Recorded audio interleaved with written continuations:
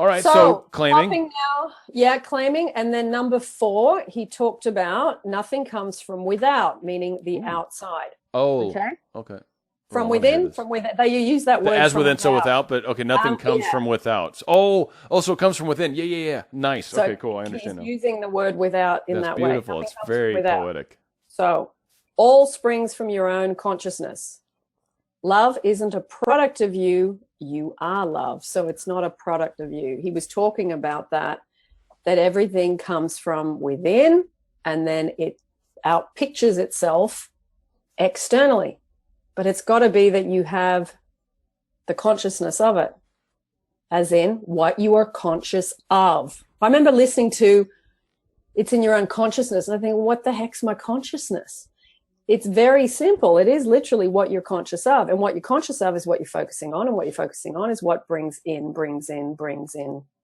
And on that same note, and I've recently covered this too, it's the thing you have to do also, or in line with, or I think it demonstrates as well, when you're trying to manifest, say, more love in your life, for example, you have to actually be more love. Yes. You yourself have to be loving. Yes. You have to be doing that which you are seeking in order to create that connection to it, that energy to it, that attraction to it. Call it what you want, but there's definitely a thing that happens when you're being that which you seek, and it's comes magnets, to you. Isn't it? Yes. There you go. If you're in I'm unloved or I'm poor, then you're going to get no money and no one's going to love you. If you're in I'm lovable and I feel wealthy, then money's going to come, love's going to come, because it's the two magnets. That's the science part. Right. And that's the being aspect to bring that too. It's like with money, for example. Some of us have those beliefs that are within us that all rich people or all wealthy people are horrible, or that you don't need money, or money can't buy happiness, or we've got, and it can't. But I will say I find happiness greatly, and then having some money on top of it, it's pretty rad. That's nice. Yeah, it's not a bad feeling, right? So the happy's outside of the money. That's not related to that. I was poor and happy, and I'm even better and happy. Like it's still relative. So again, a lot of times we can have those beliefs. We're not being loving of money, for example. If you're going to try to be wealthy, you really truly need to have a little different love of money. You can't be hating it. You can't be thinking bad things about people with money, because that really is counterintuitive to what you are trying to create. Exactly. Or the same with relationships. All people are bad. All women cheat. All men are horrible. All whatever. Right? It's like you can't. On and on. Exactly. And the big one, Dan, relationships are hard. That's the one. Oh, I love that one. So many people have that. Relationships are hard. Well, okay. Well, if it is for you and that's been your evidence, how about saying relationships are easy? And you change that belief, and then you also work on your own self-love, self-worth. So you hit the two things at the same time, and then you go off and you are in a much better place to attract a good relationship. Absolutely. There's a great YouTuber that I watch. I don't want to plug him at all. He's really big and he's very politically focused. So it's just... But he frequently does talk about his relationship with his wife, and a lot of people, he takes interview calls and they talk about how, well, isn't it being married hard? And he's like, no, it's actually been wonderful. And, he just like, it's a great thing. I've got a wonderful daughter and it's great. And we don't fight. We don't, he's like, we have a great relationship. And it's just funny because there are a lot of people who very much believe that there has to be struggle in life. There has to be, it's like. And it comes back to what we were talking about before about earning. You have to struggle to earn. Right.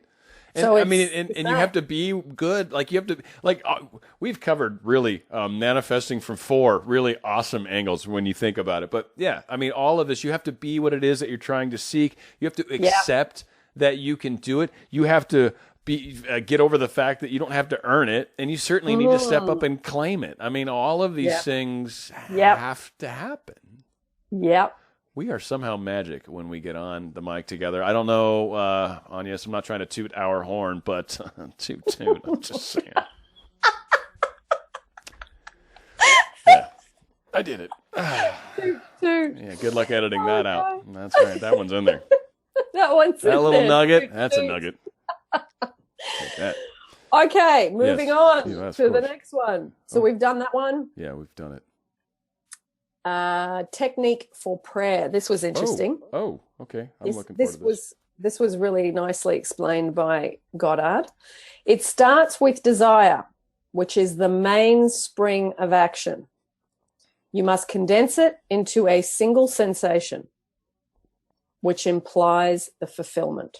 I'll go back over this because this has got a few sentences in it. See this in imagination, repeat it until it's vivid, and feel it real. So often I hear about prayer, that please give me kind of prayer. Right. God, please give me. Right.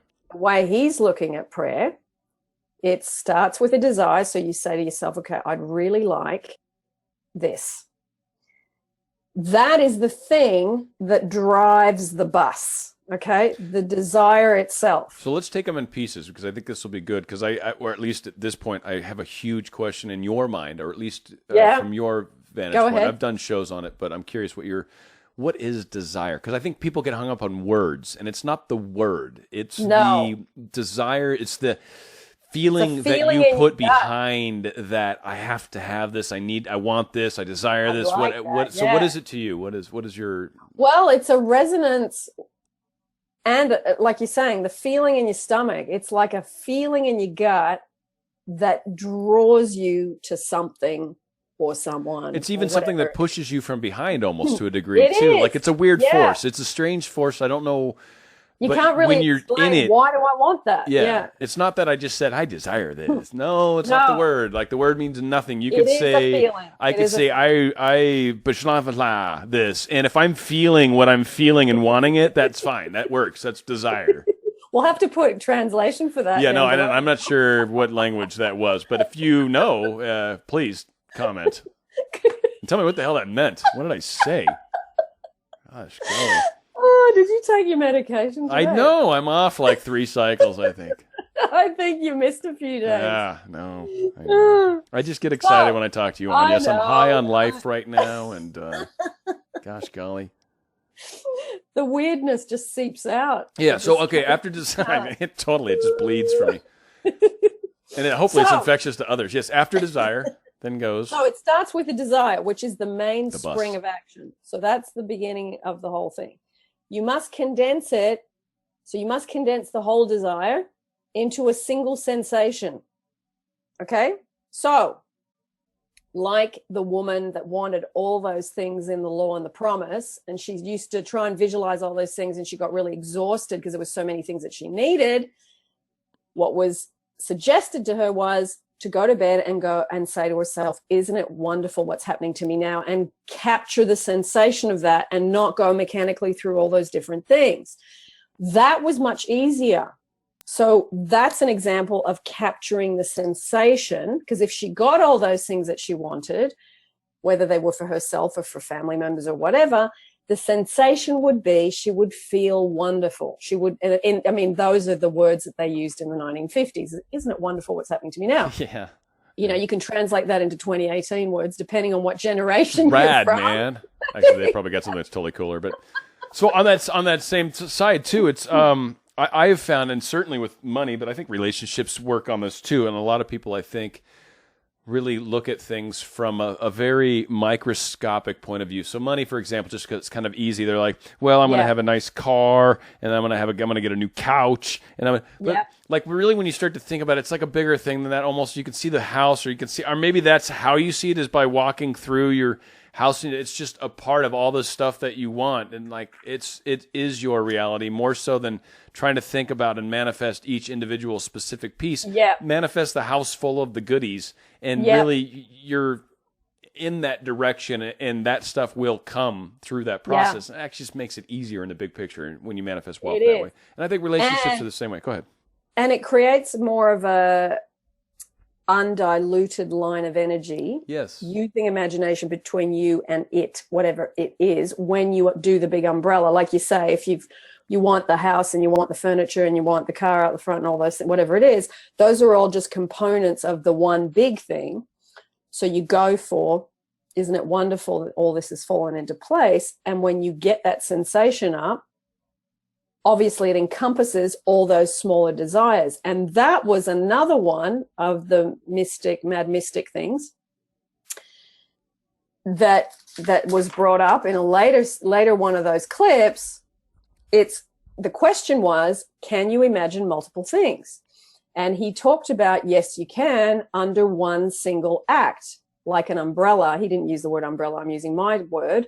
Imagine the bigger thing, so it includes all the little things. Then you get to the feeling of feeling. He used the word ecstatic in this particular example, which is better than wonderful by definition. Ecstatic is better than wonderful. It's probably a bit higher up. No, it's a notch or two for sure. Yeah. So he was saying in that one that if you felt ecstatic, you wouldn't be feeling pain. You wouldn't be feeling that your house is being repossessed. You wouldn't be feeling all that stuff. Capturing the feeling of ecstaticness creates the line of energy between you and your thing.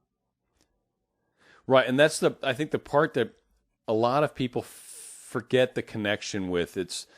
It is the feeling. That's why we do, like, for example, the imaginal work. You do the work to create the feeling, to create the reality in your mind where you feel it is real, where you feel like it is there. Yeah. And the feeling has to start with a thought to generate the feeling. And that is the asking, though, by the way. That's what that is the asking, is the feeling of it. So if you're asking the question and then feeling like it's never going to happen, that's what you're asking for, is the feeling. The words do not matter. It is not the words. The words are meant to inspire the feeling. The feeling is how we ask. That's kind of just hit me really right now. But it's actually, that'd be good on a T-shirt. Actually, that would be. Look at you. You put the little monkey. Marketing. I like that. You can take that one. You can run with that. Maybe just put Agnes and Dan RadioStyle came up with this. Good. Just down the bottom with a little C with a circle. Yeah, totally, right? It's like, and you can buy here online. Check out this. Yeah, so I thought that was a really, because people often email me and say, look, there's so many things I need and I don't know where to start, and this is happening for my mom and this is happening for my sister, and it's like, how do I imagine all this stuff? It just freaks me out and it gives me anxiety when I go to bed. And it's like, well, this is the answer if you follow Neville Goddard to that question. Yeah. This will take you that way. I thought you were walking back down. I'm like, I'm ready. Yeah, I was like on the edge of my seat, going, and what? Agnes, tell us. Well, that's it. Yeah, we sort of circled back around. Now I want to mention this other one because this one's really good too. Okay. Now he talks about in another one of these little clips the cause of disease and pain. Ooh. We're going off on another tangent here. He's got me on the title though. Yeah, it's a really good one. The physical body is an emotional filter. So pain comes from lack of relaxation. If you have pain, it's because you're tense and you're trying to force something. You can't force an idea into being. Attention minus the effort. How do you do that? You practice it. It will bring you to that point. Learn to be attentive but relaxed. It sounds like they're kind of opposing forces. Learn to blend them. So you're attentive, which means you're focused, but you're relaxed at the same time.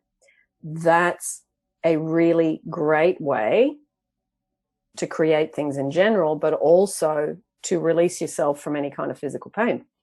And without a doubt, I mean, yes. And to take it to the kind of sort of levels I like to remind people, if we create through our energy, if we manifest through our energy, when we're disharmonious in ourselves for whatever reason, we create, I mean, the word disease, by the way, is dis-ease, right? When you break it down. And it comes down from a lot of times of having sort of off energy for long periods of time. So it's not only important from the manifestation concept, but for your health or sort of any wellness program that you're maybe trying to hold yourself to, like trying to stay in a better frame of energy at more parts of the day will benefit you so greatly in life in every way, shape, and form, especially manifestation.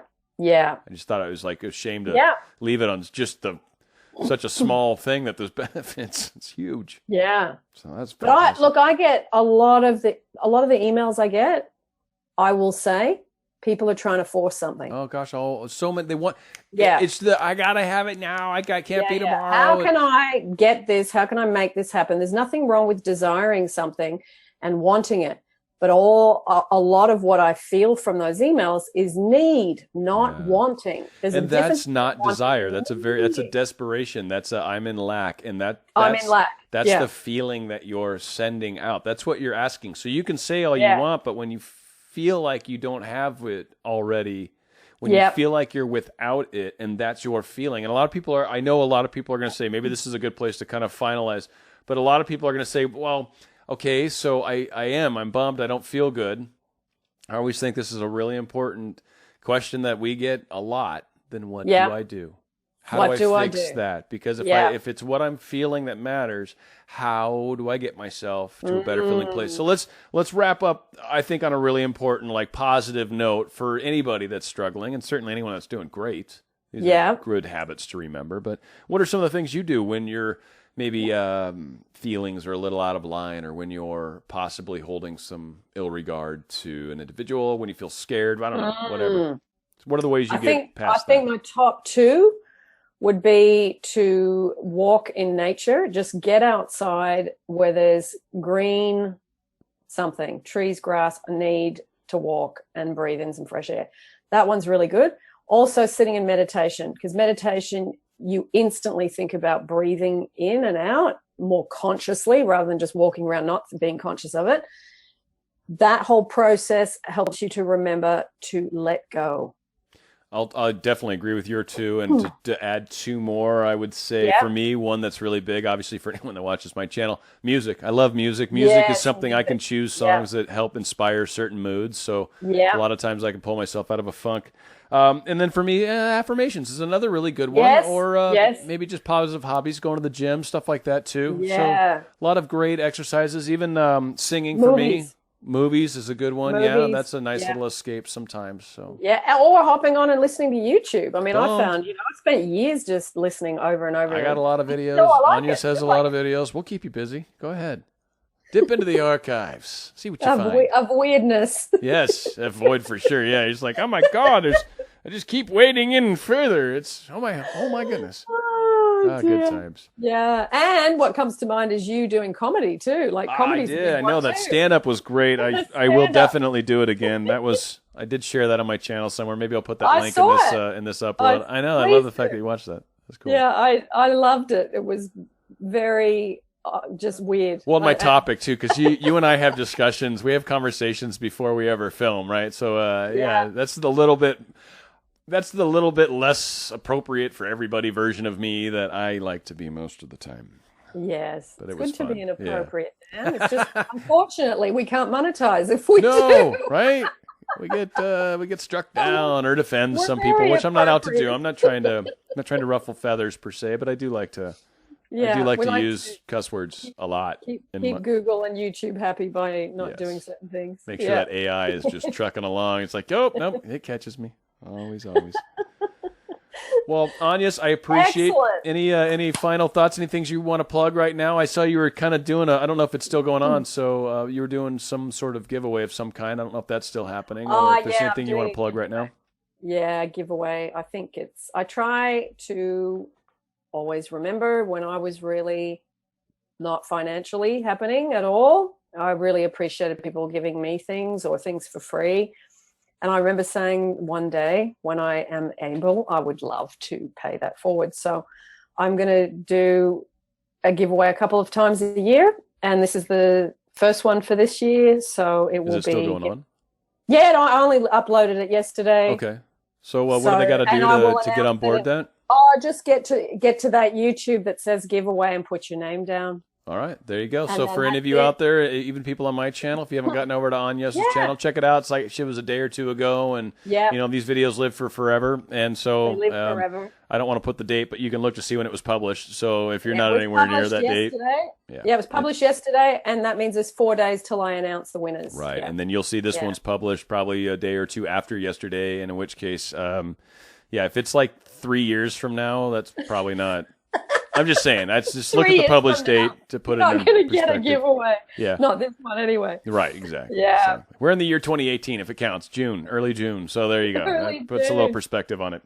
Well, Agnes, it is always awesome. Agnes Vivarelli, one of the finest people on this planet. In fact, formerly, not a lot of people don't know this, but she was actually the creator of the pyramids. A lot of people don't know that. And Agnes Vivarelli also created weather on this planet. Probably didn't know that. And she was the first person to hike Mount Rushmore barefoot. So, yeah, no, Agnes brings a lot to the table. There's no video footage of that, though. No, Not the barefoot part. No, you were like carrying 3 Sherpas on your back, if I remember correctly. I saw some of the still photos. It looked brutal, but wow, impressive. That's what you get with Agnes, people. So check out her stuff for sure. I love her dearly. She's a rock star. Your mom must have eaten way too many alfalfa sprouts. Something. When she was pregnant with you. Probably, or she smoked, or who knows. Something horrible probably was going on. Remember, force equals pain, too. That's a good thing, because try not to force it. These become painful jokes. That's what happens when you do that. That's right. Right. Excellent. Right. Agnes, I love you. We're going to go out with a great Bruce Springsteen song, if you're okay with that. They call him the boss out here. But it's right here with Agnes Vivarelli and Dan RadioStyle doing Born to Run.